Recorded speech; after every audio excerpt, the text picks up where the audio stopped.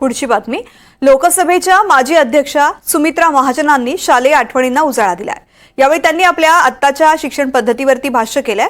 चिपळूणमध्ये पुस्तक प्रकाशनाच्या कार्यक्रमाला त्यांनी हजेरी लावली होती.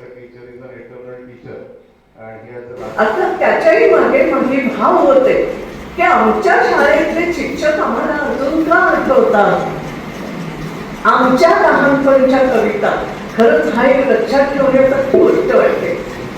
आजही आम्हाला त्या कविता आठवतात आहे ना. पूर्णानी कविता पटकन पटकन आपण म्हणायला लागतो.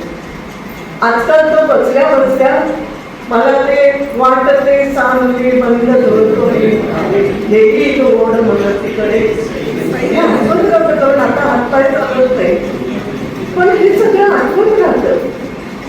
आजकालच्या मुलांना विचारबरोबर होतंय का कविता खरंच लक्षात राहतात येतात तसं शिकवलं जाते का. कदाचित आम्हाला तसं शिकवलं गेलं पण हे व्हायला हवं. त्याला नुसतं पुस्तक वाच म्हणून नाही चालणार. ते कुठे खचवलं गेलं की ह्या कवितेत सुद्धा तेवढा मोठा भाव आहे. उंच उंच रे पतंग हे तुटतात काच कांत हात जरी चालत. आता हे जे काही आहे ही भूमिका ही शिक्षकाची आहे, ही बापाची आहे, ही आईची आहे.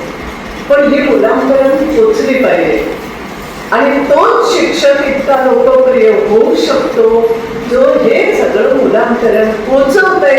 तेव्हा त्याला वाटतं हा आमच्या बाई किती सुंदर सांगतात ती उगीच लोकप्रिय नाही झाली. उगीच मुलांना तुम्ही त्या मुलांना बोलतं करायला तर सगळी मुलं मोठी झाली. का एवढ्या प्रेमाने शिक्षकांकडे जातो हे आम्ही सगळं पाहिलेलं आहे.